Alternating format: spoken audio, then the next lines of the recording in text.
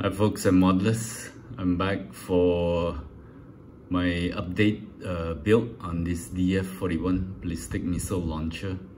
It is a Chinese PLA Army missile launcher.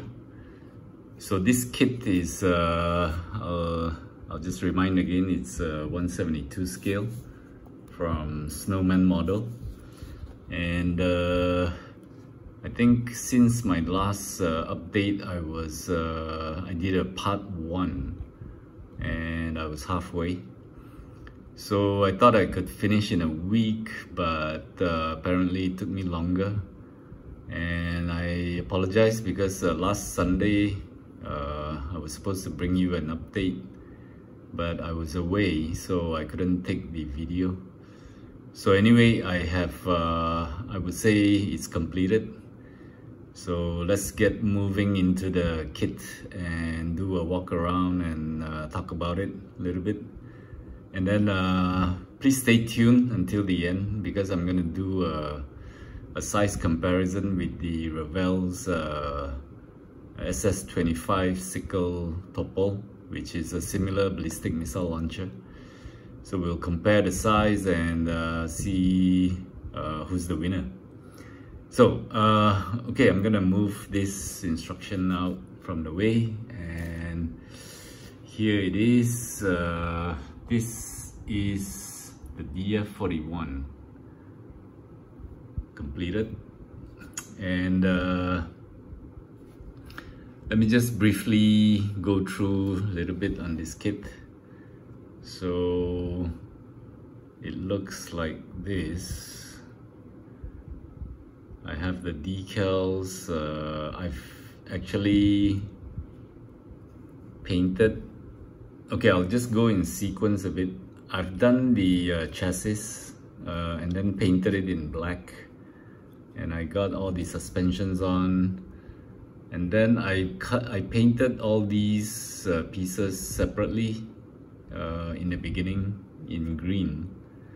And then of course I had to attach all of these pieces, including the front, the cabin. Then once everything was attached, I moved into the painting of the camouflage. And but I've left out all these smaller pieces here when I was doing the camouflage, like these things here. In fact, these were also not attached when I did the camouflage paintings. And then once I did the camouflage, I didn't clear coat it. I just stick the decals. And then once everything was painted, I did a matte finish on this kit. So let me just zoom in a little bit. A few things about these handles here.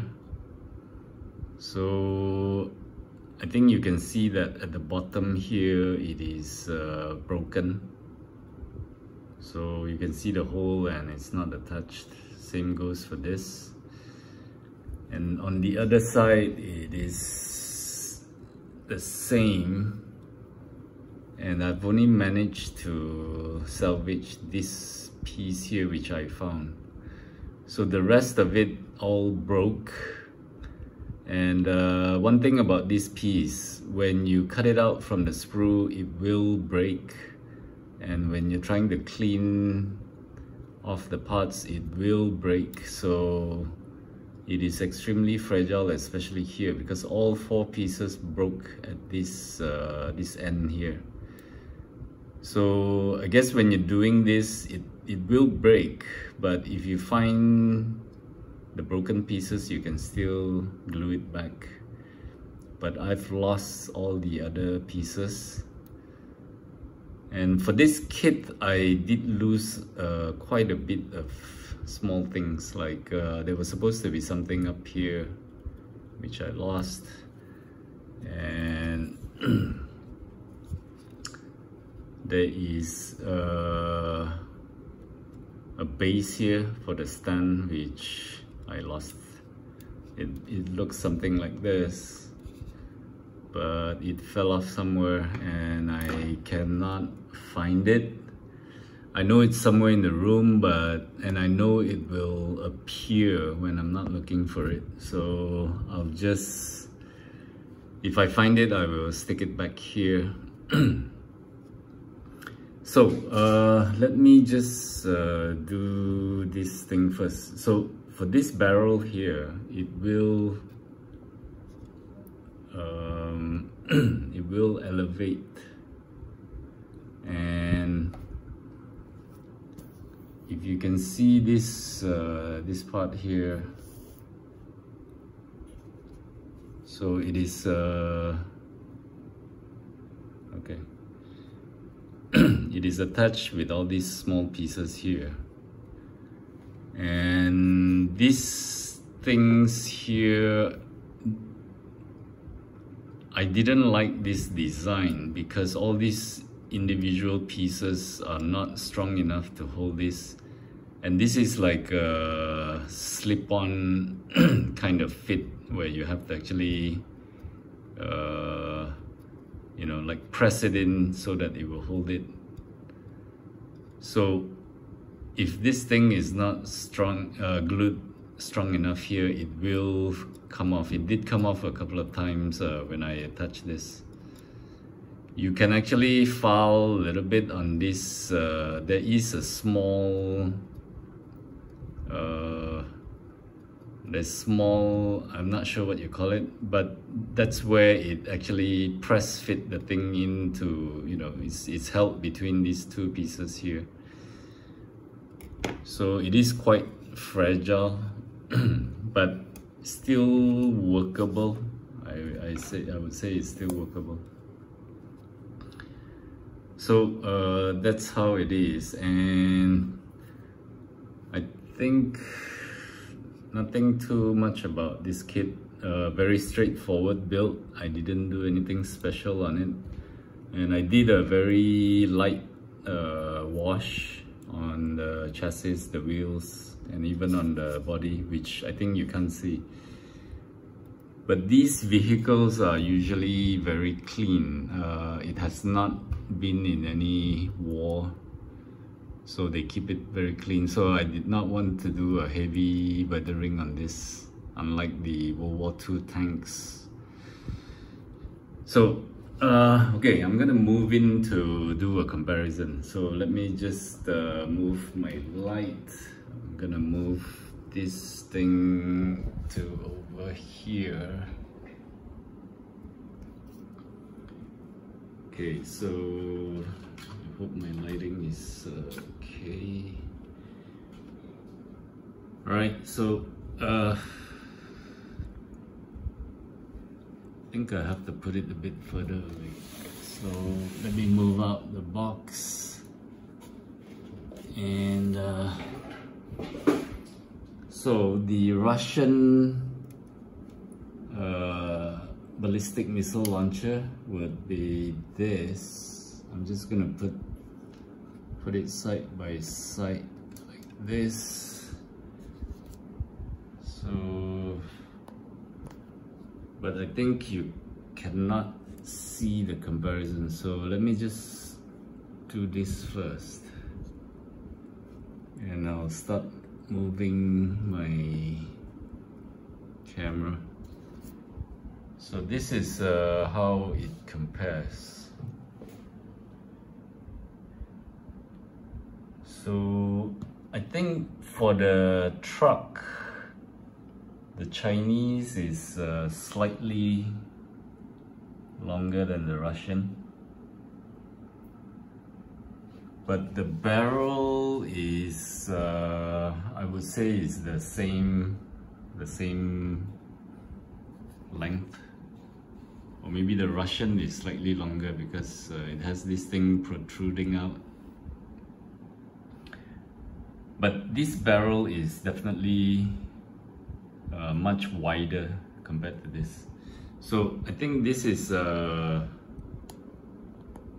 this Chinese ballistic missile launcher is probably a much heavier payload missile. Okay, so I'm gonna just do something which is to elevate this thing here, and just gonna put my tweezers here to balance it. And I'm gonna put this, this is the hydraulic thing, and I did not glue this because if I glue this here, I can't put the barrel down anymore. So what I'm gonna do is I'll try to attach this thing in here, and I could end up breaking something. Okay, so this, in fact, most of the parts snaps on quite good, but of course you have to glue it. And this again here is the part where you have to snap it in. Okay, I think this attempt is gonna be too difficult, so I'm not gonna snap it in. I'm just gonna put the hydraulic there to look like it's it's holding the barrel. So it looks like that. And I'm gonna try to also, okay, so this Russian version is a bit, let me just focus it up. This Russian version is slightly different in design because it has this barrel, and the barrel is actually supported by this thing here. So the barrel's actually sitting on this.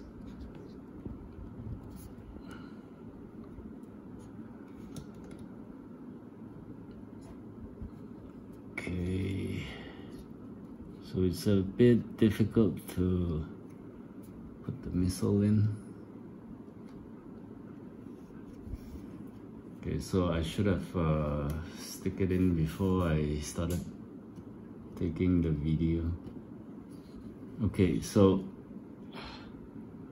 it's like that, and also I'm gonna need something to hold the barrel here because it will sort of tilt. Okay, and this should,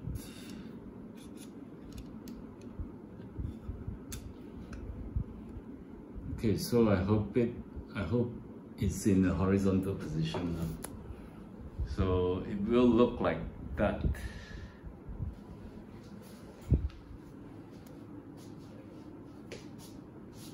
So, okay, so the Russian version is slightly higher, but again, this Russian version I have it in a firing mode. That's why the wheels are not touching the ground, and you can see that the stand is actually touching the ground.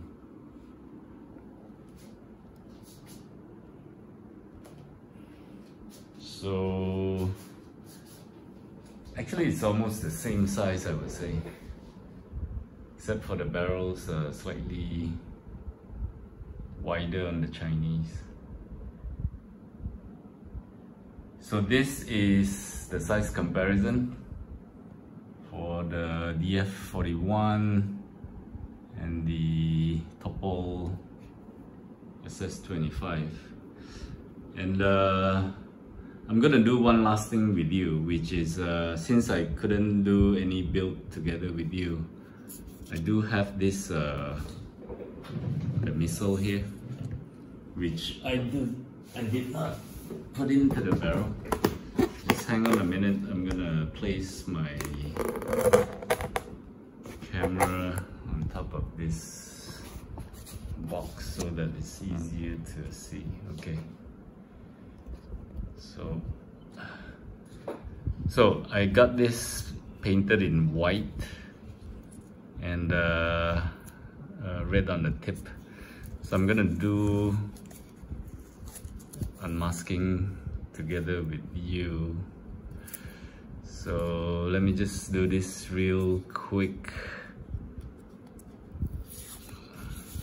so this doesn't get too boring as I've done in other kits. It took me really long to unmask the whole thing.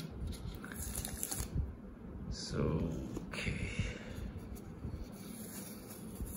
So actually this missile's paint guide wasn't included, but I referred to something in the web and it did show that it has a red tip, so I just painted it in red.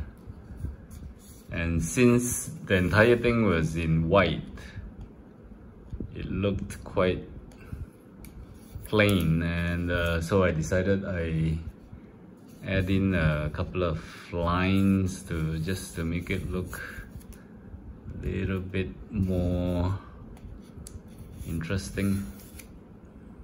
But I don't know how it's gonna turn out. I hope it looks acceptable. Okay, so that's the two lines in gray, and there's another line down here. Okay, so got the unmasking done, and this is the missile that is supposed to go in to the barrel.